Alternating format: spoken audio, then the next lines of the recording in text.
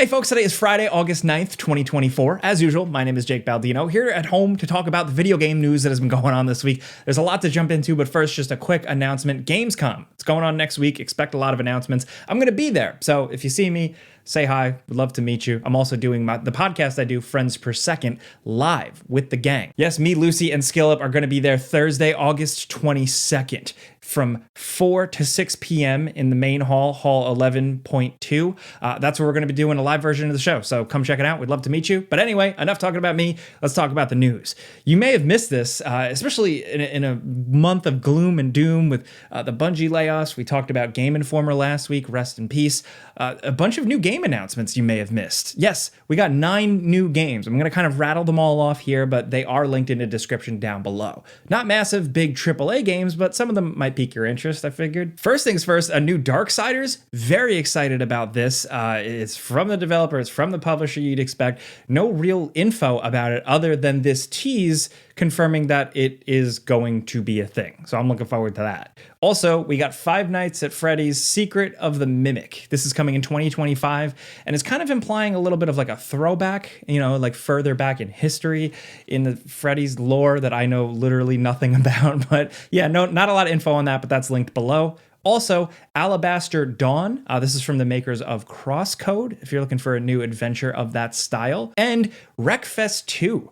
This is available on Steam to be wishlisted and stuff with a trailer. No release date or anything like that, but I liked the first Wreckfest, so I'm excited to see what they can do because we don't have enough games where you just crash cars into other cars. There's a lot of simulators and stuff like that, but nothing quite like Wreckfest. We also have The Eternal Life of Goldman. This looks a little bit more of like a Metroidvania, Hollow Knight style thing in a big fantasy world where you're kind of just like an old man with a cane who also maybe has Super Saiyan powers. Interesting. And what I'm really excited about, Tarsier Studios' new game. All we got is this teaser. It's disgusting. We can't even really show it because it's like a pig with its guts falling out. I don't know. It's going to be spooky, but apparently we don't know what it is, but it's going to be revealed at Gamescom. And this is significant because it is the developers behind Little Nightmares. Also, Fellowship. This is like a dungeon crawling multiplayer game. It looks a little generic on the surface, but it seems like they're doing a lot to the loot and the systems. You'll be able to try it out in an alpha August 15th through 20th. Also, The Occultist.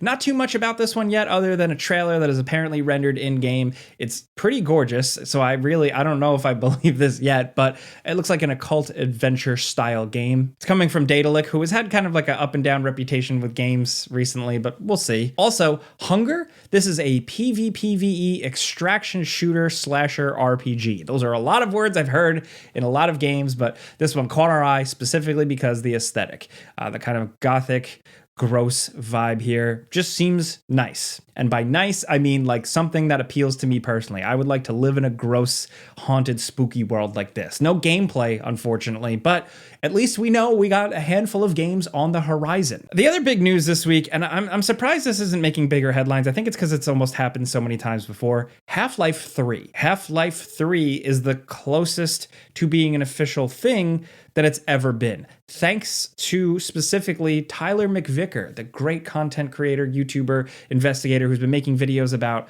Valve and Half-Life and many other things for years now, has put together a new video with a bunch of evidence and a bunch of things falling into place that does suggest that a Half-Life 3 being in the works is more possible than ever. There's a code HLX that had been floating around through data mining stuff, with data mining actually kind of revealing that there is something involving a person using an HEV suit.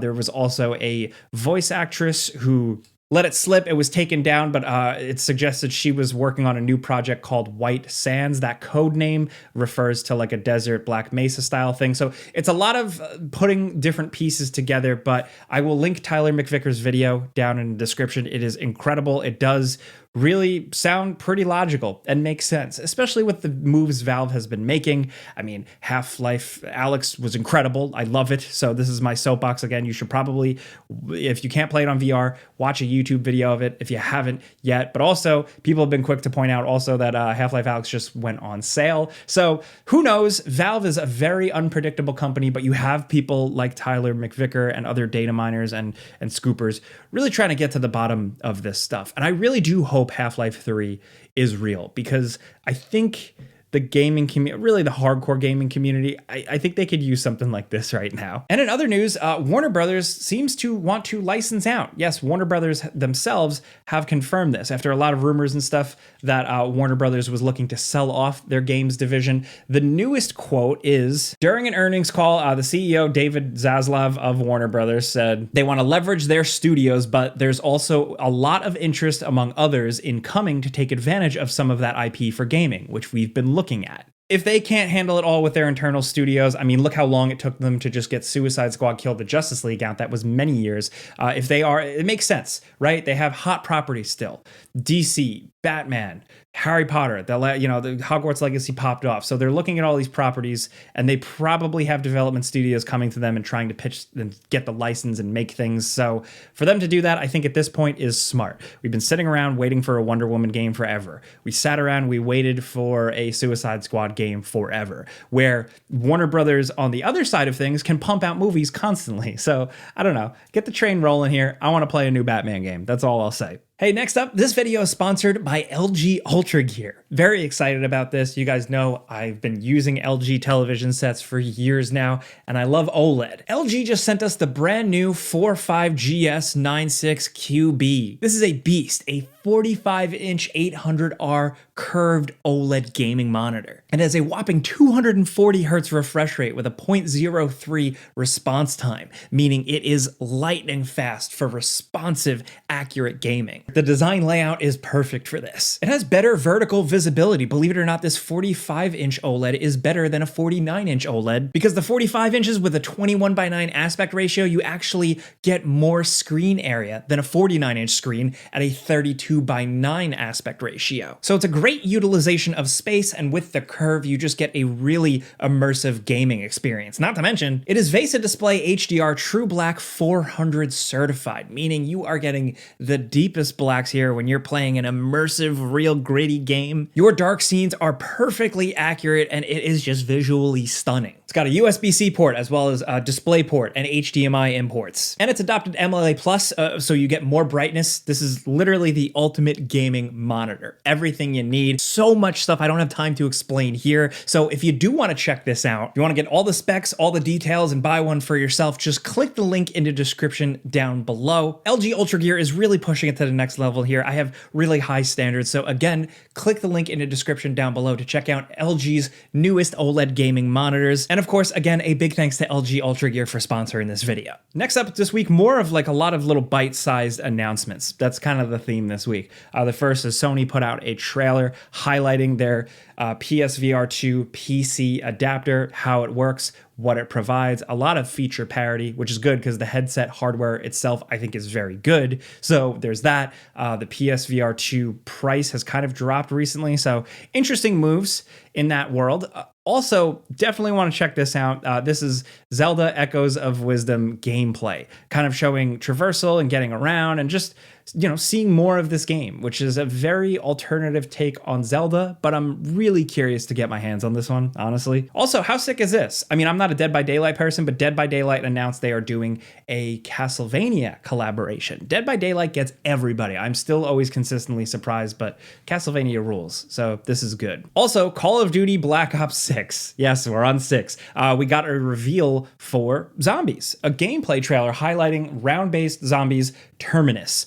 This is probably what a lot of people are hoping for. I've been out of the loop on this for a while, the zombie thing, but with this and with everything I've heard publicly and behind the scenes, if you care, this Black Ops 6 is shaping up to be a pretty promising Call of Duty. It might be a significant one. I know it's, what they release every year at this point, but it does feel like they're really trying with this one, if you look into it. Also, we just got the surprise announcement of Doom 1 and 2 Enhanced. It looks like this is just a thing that will actually be updated if you own Doom on certain platforms, but essentially this is like 1080p 60, but then also up to like 4K depending on your machine. A bunch of additions and ways to access things that were previously unofficial or kind of like mod things and content things added to the original Doom 1 and 2. There's new content created by like Machine Games that's available here. There's like new versions of the music. You could switch back and forth if you want to hear it being played by like a real rock. It's Andrew Hushelt, who some of you may recognize from like more of the indie game scene.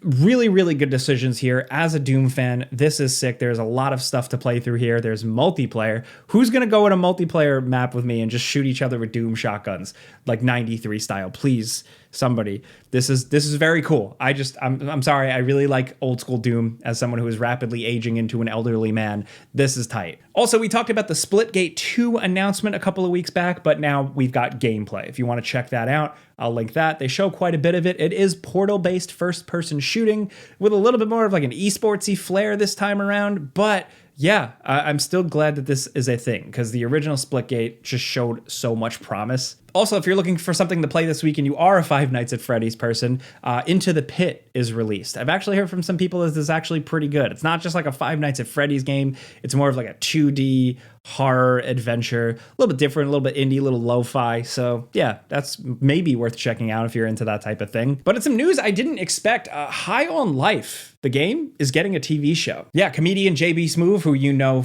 probably from Curb Your Enthusiasm and also the voice of Gus in the game, is producing this. He is leading this, and it seems like he's probably going to be in it. The big question is, like, how is this going to go down with the Justin Roiland stuff? Like, is it going to have that feel? But also, the big question for me, is it going to retain the great voice talent from the games? I mean, there was a lot of people in that game. Susan Sarandon, Andy Daly, Tim Robinson, Tom Kenny, and a bunch of others. Like, I'm really hoping that they can keep that momentum because the game itself was a little annoying, but also I think some of the jokes are really good. So for it to get a TV show, I just did not expect that. Hopefully it fares better than the Borderlands movie, which as of recording this video, I'm looking at the reviews on my screen. They're just coming out. Not looking good. I really want to go see it though. So, and last but certainly not least, but on unfortunate news, Ready at Dawn has closed. This development studio, who you may know from things like the PSP God of War games, the Daxter game, and one of my personal, weirdly enough, favorites, the Order 1886. They have shut down. This is because they were owned by Meta. They were acquired by Facebook Meta to make VR games. They made Lone Echo 1 and 2. Lone Echo was actually a pretty awesome VR game, but they've squandered another development studio's potential, and unfortunately, they are no more. So we miss them. I thank them for the Order 1886. I still love that game, and I was really, really holding on for a sequel, but yeah, it has been a really busy week for gaming news. A lot of just announcements I rattled off this week. That's what a lot of this was. So let me know what really caught your eye. I definitely want to know if any of those new, like 9 new games announced appeals to you, but I really would love to talk about Half-Life 3 and what you think Half-Life 3 could potentially be at this point. Is it really going to continue Gordon Freeman's adventures? New setting, new conflict? I don't know. There's so much potential. So let's talk about that. Let's talk about the announcements. Let's talk about anything. Don't forget Gamescom, Thursday, August 22nd. I'll be from 4 to 6 p.m. doing the Friends Per Second show if you want to check that out in the main hall, Hall 11.2. Yeah, we're nervous. We're not public speakers, but it should be a good time. So let me know, again, what you think about everything we talked about. I will be down in the comments. We'll be down in the comments as much as possible, but if you want to yell at me directly, you can find me on Twitter and Instagram at Jake Baldino, my YouTube channel, Jake Baldino, where I do like a Wednesday news show over there. But yes, thank you guys for being here. I am here every Friday to get you caught up. I'm working on some before you buys behind the scenes, so keep your eyes peeled for that in the coming weeks. There's some interesting things. So yeah, clicking the like button helps us. Thank you. We put out videos every single day, but all I ask of you is to have a great weekend, be safe. Pizza's on me.